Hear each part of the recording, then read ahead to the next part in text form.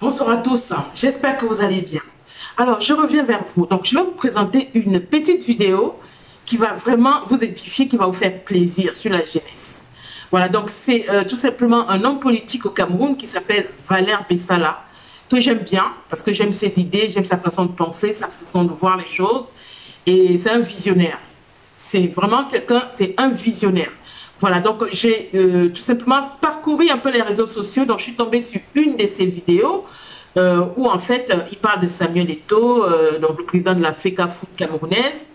Il parle de plein de choses, donc il explique donc pourquoi tout simplement Samuel Eto'o aujourd'hui est tout simplement combattu, et il parle de beaucoup de choses. C'est vraiment très intéressant, très édifiant.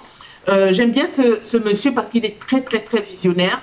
Voilà. Je ne suis pas toujours d'accord avec tout ce qu'il dit, mais c'est un visionnaire, c'est quelqu'un de très pertinent. Il dit des choses, tout simplement, il n'a pas la langue dans sa poche, ça c'est sûr. Voilà, donc je vais vous laisser regarder cette vidéo, elle va vous plaire, elle va vous édifier, elle va tout simplement vous enseigner plein de choses. Donc la jeunesse, aujourd'hui c'est la jeunesse qui compte. Donc je vous laisse regarder la vidéo, je vous dis à tout de suite. Ce football, de ce que la jeunesse peut. Parce que c'est de ça qu'il est question. La jeunesse peut. J'aime toujours m'amuser à entendre les aînés dire que la jeunesse n'est pas un programme. La jeunesse est un programme. Et nous, on en a fait un programme. Parce que la jeunesse, ce n'est pas seulement les muscles. La jeunesse est aussi là. Mais le bonheur de la jeunesse qui peut, c'est quand la jeunesse des muscles se joint à la jeunesse du mental. On assiste à ce qu'on voit dans le football. Les politiciens avérés qui sont renversés par un mec qui n'a jamais fait la politique. C'est ça aujourd'hui, la jeunesse peut. D'un, de deux, je souhaite que ceux qui nous dirigent, je sais qu'ils ne font plus beaucoup de sport, mais qu'ils prennent quand même aussi le fait et cause pour ceux qui vont dans le sport là et qui nous font avancer. En fait, ce monsieur fait honte à ceux qui nous dirigent. Parce qu'en fait, il est en train de nous montrer qu'on peut aller vite au Cameroun. Parce que les gens ont toujours l'habitude de nous dire vraiment, il faut aller doucement, le pays est très compliqué, voilà. Il ne fait qu'avancer là. Qu'est-ce qui lui est arrivé? La preuve, c'est que quand vous faites bien, le peuple vous suit, il vous soutient. Mais lui, il est dans le football et on le soutient. Trois, c'est qu'en fait, il faut que le président comprenne une chose. Il faut ce genre de personnage qu'il faut à la FECAFOOT là. Il nous en faut à la tête de chaque ministère.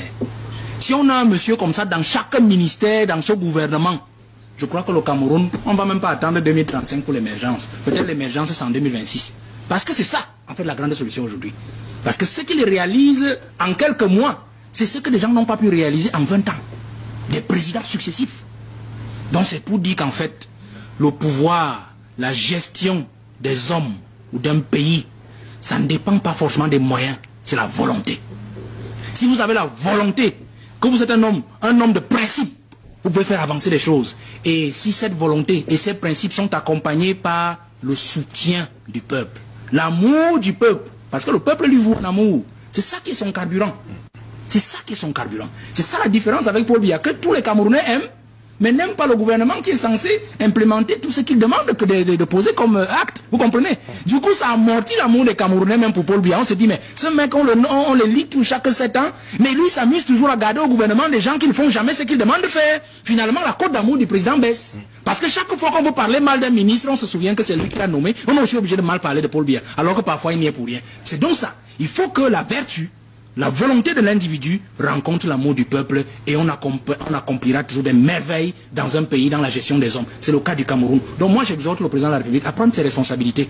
Il nous faut des Samuel Eto'o dans le prochain gouvernement pour que nous puissions aller vite. Je sais que le président n'aime pas la vitesse, il n'aime pas les jeunes.